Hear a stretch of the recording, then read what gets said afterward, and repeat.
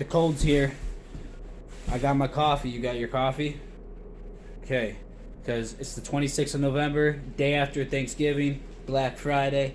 Happy Thanksgiving. I'm going to be putting my heaters out for the animals, the water heaters for the rabbits and the chickens, and I'm going to be moving the boys inside. So I have my indoor coop, which I've harvested all of the old hens out of there, and I'm going to move the boys in now because their water hanger is freezing too, and they're getting big out there in the tractor, so I need to get them in. And you'll see that. I'll show you as we go about doing all this. I'm also going to set up these heat mats. I'll show you here. They're upstairs, but I use them here in my bug room for all of my insects. But they're sunbeam this year, and I'm gonna put them underneath the eggs where the chickens lay the eggs. I'm gonna put those underneath so that hopefully I can keep it just warm enough so that the eggs don't freeze. I got the rollout best nest egg box thing that allows the chickens to lay their eggs, and then it rolls back into the tray where I open it up and I grab the eggs. So I'm gonna put underneath that tray, I'm gonna put 2 of these heat mats so that will likely keep it from freezing. I have these mini Rex, and I opened up their door, and I'm letting them just run around in here because it's closed off, and there's only 3 of them. And I figured, why the heck not let them roam around and have some fun? So they've just been hanging out, getting down, and I put a little ramp so she can come down out of this hutch here. One of them over there in the corner back there. And this nest box is the eggs, so I put in, you see those lights there, those are for heat mats, which are tucked under here, and I'm going to further secure this a little bit just to help hold this up, but they tucked in really nicely. I was surprised, and they fit perfectly with their dimensions. It's really cool. And so look here. You see, now this is the best nest box. You can order that, and it's so that your eggs don't get dirty is the idea, and they have easy access just rolling out. The trick seems to be to get the chickens to accept this thing and actually like it, because it's really not natural in the sense that they like to rather have a hide or a natural setting, it seems. And they go in here is what they're doing right now. So they're coming over here from outside in the morning, and then they're going in there, a few eggs, in here, a few eggs. And I want to stop that, so I'm going to go ahead and get a door and have a timer, and then it'll hold that closed until later in the morning, and hopefully then they have been laying in here and seeing the others, and only maybe half of them are laying right now, so the others haven't even started yet. So I want to nip this in the bud before it gets out of control. So, and then within the next few days I'm going to have that here. And starting, well, I have a few times already, but I haven't every single night. I've been putting a piece of wood there to block them, but it hasn't been consistent. So I've got to get the door so that it's consistent.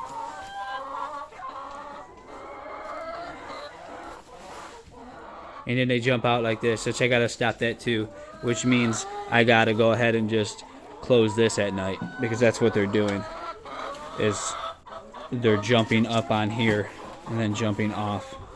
So I don't want to have eggs, back here where I still got to organize this stuff in this corner. They could be flying back, putting eggs, and then I will never find them. Can't have that. So got to stay organized with that. I noticed that this last week with them hopping out. So that's going to be stopped. Then that's going to be corrected. Hopefully that all takes place all in there with the eggs. And then over here with these guys, these are the ones I'm going to go ahead and sort through in this next week and find the ones that I'm going to be processing soon and put them in the tractor to house them for easier access. And that's their old waterer from last year, and it broke or something. It stopped working, so I just unplugged it, and it's sitting there with the bowl glued to it. And that's the same way I'm going to do it with these two here, which are newer ones, brand new. And there's that heater too that I've already put down. So that one's already working, it's just not glued. And so I got to get one in here for their water, which is just sitting on some Tupperware stacked, which works really well, which is why I've kept it like that. But I'm going to customize something else. And this here is the access point. So that pops open, and I could toss her back in there if I wanted to, or just throw her over there. And it allows me to get in there. For now, it's crafty, and I'm going to go ahead and expand onto this further, probably up into the end here, and use it for something to house some animals, maybe chicks, or even another little rabbit section for certain grow outs, whatever, when I get this organized. But that's not right now. But that's just how it's going to be looking in here when it's finished. So that'll be the finished look. You can kind of put it together in your head, where this corner is fully cleaned, and then this is built out a little bit here. Probably just like that.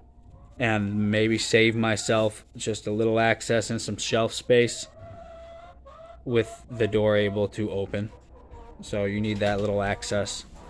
And then, yeah, tote enough to fit one tote, two tote, and everybody. This bucket is in the ground. This is like a bin, and then it's just a 5-gallon bucket. The bottom cut out, and there's a hole cut in the side there. That's gonna act as their hide, their hole, her hole to have her kits, her little babies, and that may be soon. So I gotta get her out of here. And in here, she's got a nest box right now, and water and food. So there's this whole area back here. This is where the cannabis was. You can see a couple of them are still there. Died back though. Over here, it's all completely fenced off, so he's not gonna get out or anything. So when I bring the boy and the buck in here, and I finish this here soon, in the next couple hours, and get him in here, and then they'll mingle. If she's not already about to kindle, which means have her babies, then she'll get pregnant by that buck, and that will be it going forward. So within the next month, there'll be new kits in here. I found a piece of scrap wood sitting in my wood pile out front. Put it here over top. That's gonna stop dirt from just really falling in. Then I'll cover this back up, and that should be great for the baby going forward. You know, maybe one day in a few years that wood might rot and I gotta replace that, but who knows where we'll be then. Here's the access, leads down into the bucket and then into the bin. And that's cool. I'm gonna cover that up with some leaves or whatever in here and help even insulate it when I'm not inside open, you know, to look in there. It's gonna stay covered, and then you know, that'll be covered, and then the snow will cover it with another layer of insulation come winter here. And I maybe try to get another one in before the everything freezes. I think so. If not, I don't know if it's entirely necessary to get it done before the next spring, because one might be enough, but I'm gonna try to get it in there. And yeah, Operation Quickfoot Stage 3 has commenced. So I was thinking maybe even chickens, a rooster and a hen over here from the ones I have downstairs, but maybe not. Maybe just next year. We'll see how this winter goes. This will be fine for the winter, the rabbits in here. And then in the spring, maybe get some other animals roaming around in this section. I don't think I'll convert it back to anything. Well, the cannabis was in here.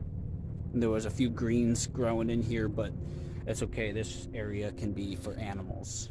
And I'll have other areas for growing other things. Like the cannabis, I'm going to space those out around the yard next year. And I'm going to have them growing 12, probably 12, or maybe just 8. And then I'll do 4 inside. I was thinking that too. So that's probably more what it's going to be. Okay, I have the boys covered.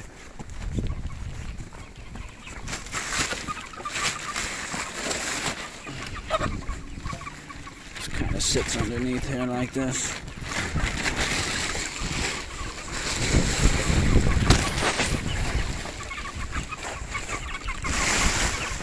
They're so ready.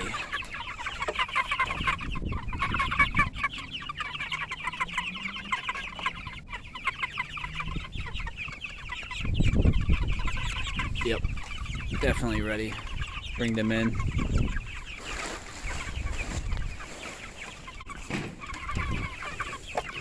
Hi, boys! Rah! Hold on.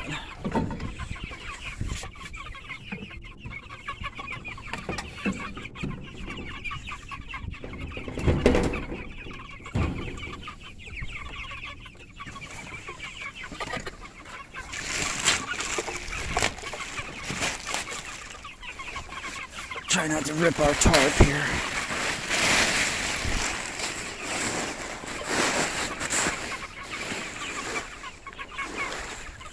Okay. So they tip their feeders over. They're all over the place. And they look beautiful. They look very healthy, very strong. Their water is frozen too. Everybody's dish out here is frozen. Her dish is frozen. So that's her hole where I put her box. Pretty much just a box that I built with the bucket, and she's gonna go down and in there. And there's no bottom to it, so the bucket's up, or the bin is upside down. And that leaves dirt all up underneath. So she'll be able to, if she wants to, dig down even further. Who knows? I'll know though when I go to pop a hole in the cap, pop a cap in that hole. I'm gonna make it so it's a lid. I can lift it and I can see what's going on in there. And I'm gonna cover it up here before a major snow comes, just to further insulate it. I actually haven't seen her go down there yet and use it, but I'm about to toss a boy in here. So there'll be 2 rabbits in here. And I'm gonna do that today or tomorrow. Probably today. As soon as I get them out of there, I'm gonna reuse that for rabbits. I'm gonna move out a bunch of males that are ready to be harvested. I'm gonna put them in there in the tractor as a grow out. Well, and easier access, primarily for me to get to when it's time to harvest, rather than having to run into the colonies here and chase down one. It's like you gotta wrangle them, you know. Whereas I could have them right here, easy to access. So you can see here, this is where the rabbits will hang from, and then you do the skinning there, and then here's the kill cones for the chickens. So the chickens go in there upside down, and you cut the neck, and that's how that works. That's my propane burner. There's a pot I have, a big one too, that you do the scalding with. It's pretty much just set up out here in front of my garage. I built all this with like pallet wood and scrap wood. So I put a tarp over top to keep the weather off. This winter it's gonna get snow and heavy, so I'm gonna put a board, piece of plywood or something going down and supporting this in between here, so that way it doesn't collapse. I have another piece of wood here, but that's covering the generators. I run the generators every month to keep them going, keep them running. It's good to run them like that so they don't sit with the gasoline in them and they stay powerful. Front, you can see I've cleaned up my front yard a little bit. I'm going to cut it again, and then I'm going to collect the grass and the leaf litter. That's what I'm doing for the animals. It's a good feed, grass supplement for their food. And I'm going to try to transition them, so I'm going to continuously harvest all of my own grass for them and save as much of the leaf litter as I can for them to eat and to use as bedding. I'm going to further expand on my rabbit dispatch method, my new one that I've come up with, which is to decapitate the rabbit using this here, which holds its head and then allows me to slip a blade in between, and it's really quick. It's like 2 seconds, much quicker than having to break the neck or hit him in the back of the head with a bolt gun. Now I want to build this more on the ground and then have a big blade come down through a structure that I build. I was thinking I would get a piece of metal, sharpen it, and it would act as a guillotine. And the weight of having a couple like 55 or 50 pound weights on it and letting gravity do its work and just let it and hit the ground just like that, it would be enough pressure to cut straight through the neck. So I will need a piece of metal, some kind of stronger sheet metal, and I'll have to sharpen the flat edge of it and customize it in that fashion, building some kind of structure to house it. And that's what I want to do. And that way it's as quick as humanly possible, and then it's a very efficient method to dispatch and harvest the meat rabbits. Here's the metal. What I did is I took a metal, shovel, and I took my angle grinder and I cut it, and then I made the edges. So this is gonna be the blade that goes down and cuts and acts as the blade to the guillotine.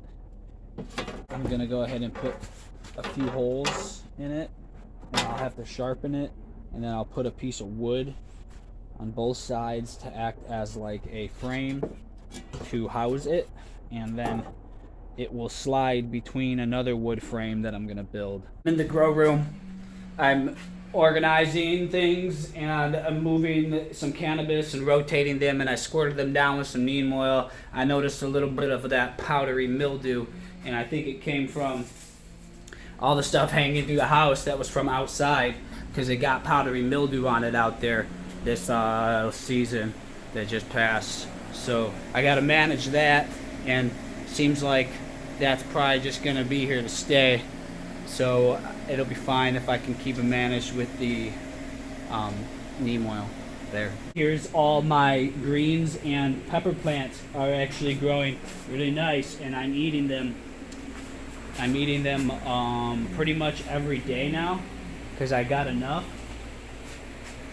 And I'm just picking them the biggest one, next biggest one that's there for me to eat, regardless of if it's really ripe or not, because that doesn't matter.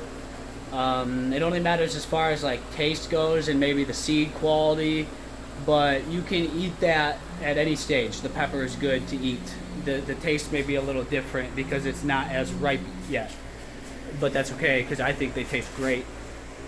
My lettuce is looking really good, and the kales and basils, all leafy green stuff. My my wood burning stove is in with the heat exchange, so that's got a power cord, and it's a little fan that blows the heat out when the heat starts traveling up the pipe. It's an insulated pipe, and the smokestack's installed at the top. I'm outside right now working on Operation Quickfoot Stage 3. I got my drill gun here, and this is my cockpit. That's what I call it. I call it my cockpit because you see it's got roofing tar on there because I use it to hollow out the ends of these used caulks that are not fully expired yet. You know, the end will dry up when you just leave it. And so whenever I go back to them like this, I always just drill through them, and it works good. And it opens it up and allows me to use this. And this is Gorilla Glue heavy duty construction adhesive, and this is going to, I'm going to use this and glue the base, put glue on the base of the water heaters and glue the bowls to them so that the animals can't knock them over off the water heaters while they're drinking, so that they can stay operational and thawed.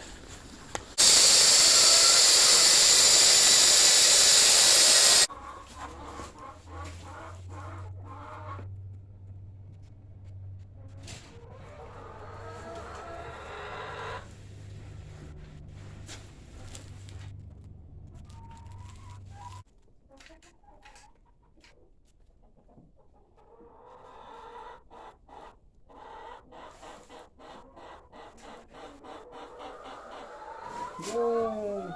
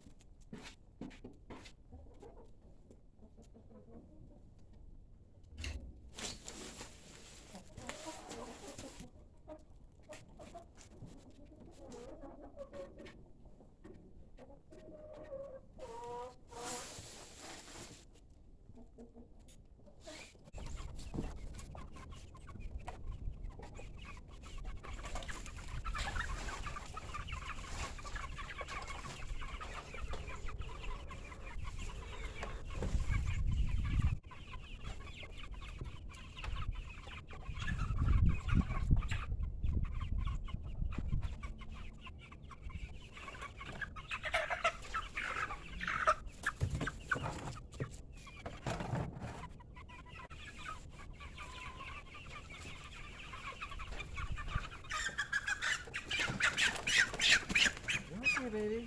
Okay. You okay? Look at him, he's escaping.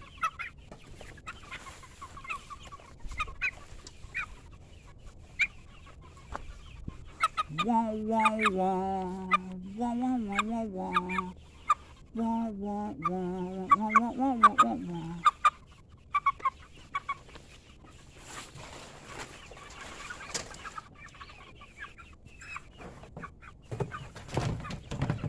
There's a few of them that got out while I was doing that, so I gotta wrangle them. I'm pushing them back into the corner. I got one already, and then I'm catching them there.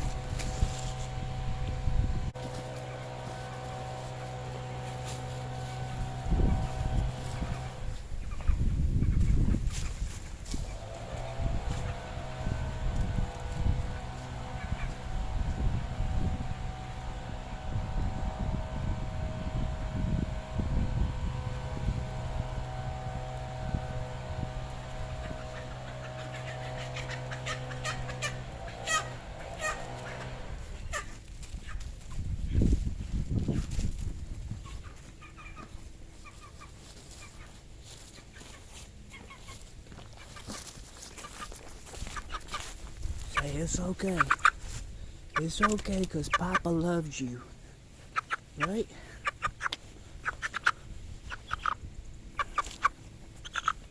You're a handsome boy. Yeah. Yeah.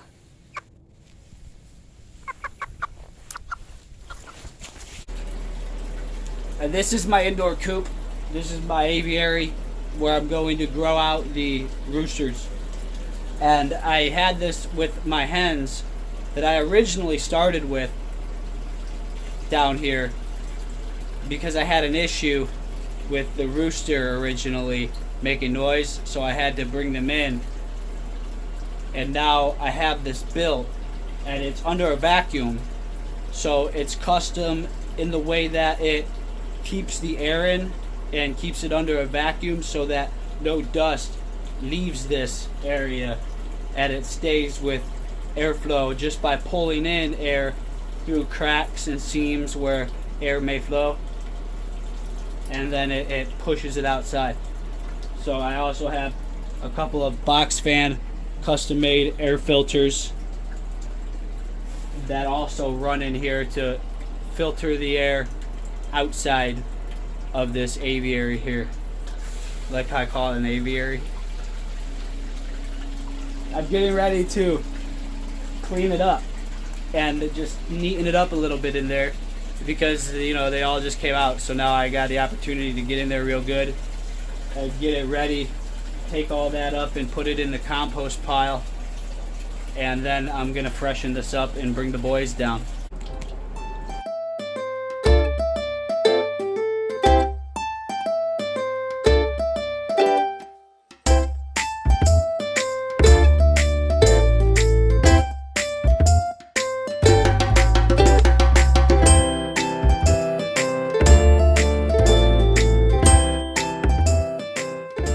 One rooster left out there. I gotta catch his butt tonight. I'll get him.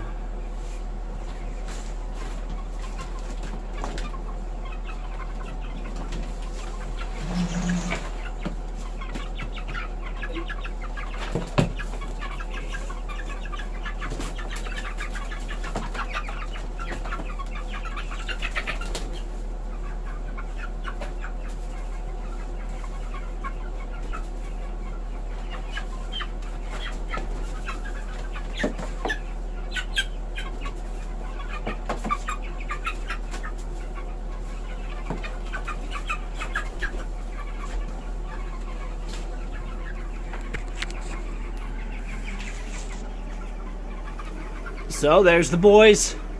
26, 25. I'll have to count again. I think one didn't make it. I'll have to double check. Not a big deal.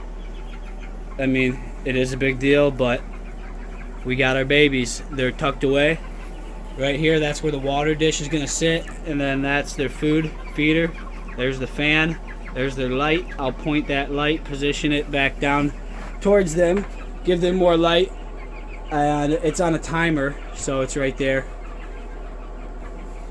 The nest boxes, they won't be utilizing. Maybe they'll use them and just chill in them, but those are there.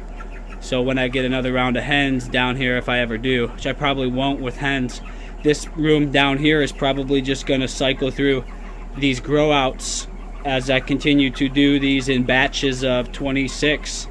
That seems to be the magic number. They're already pecking away at their food back there. They figured that out quick.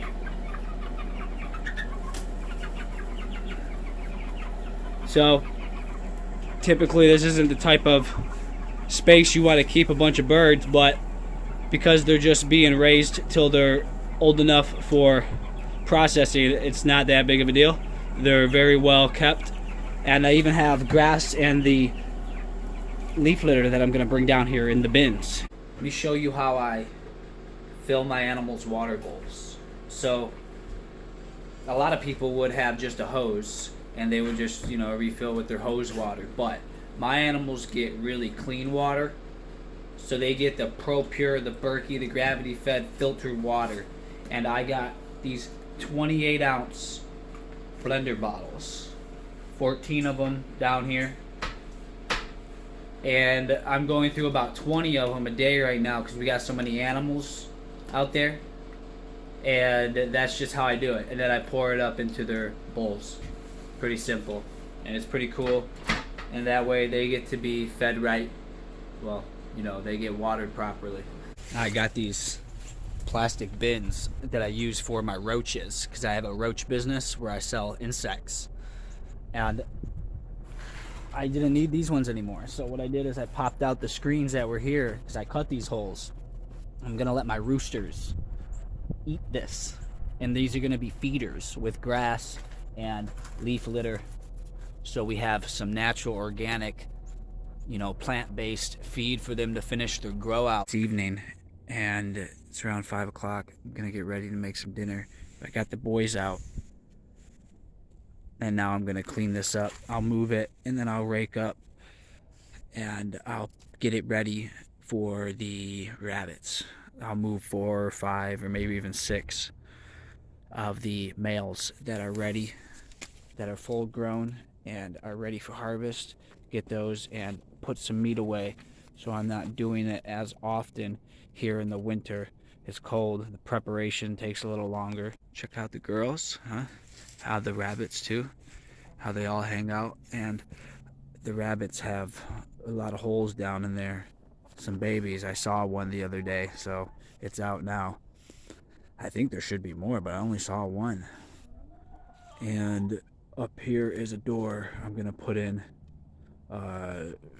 automatic closing door, so that closes.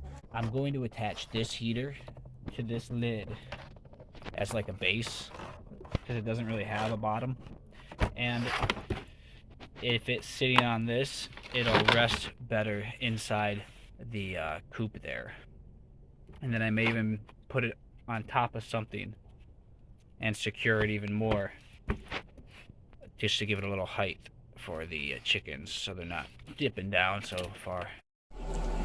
All right, look at it. We got the boys tucked up.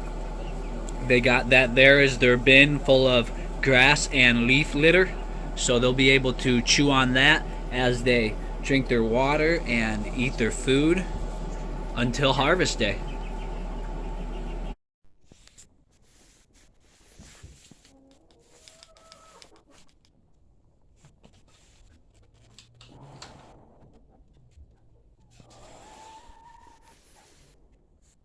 Look at everybody hanging out, my little meatballs.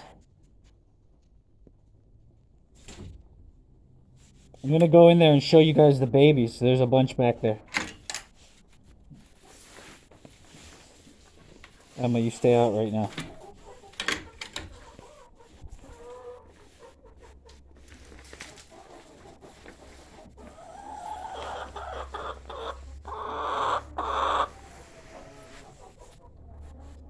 Turn my light on.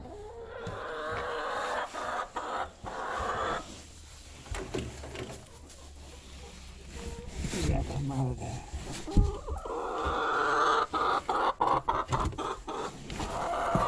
Go on.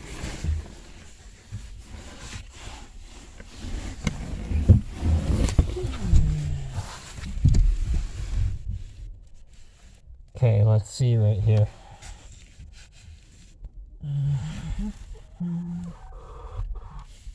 Would you just look at that? It's warm. I can feel the heat. Beautiful. I'm going.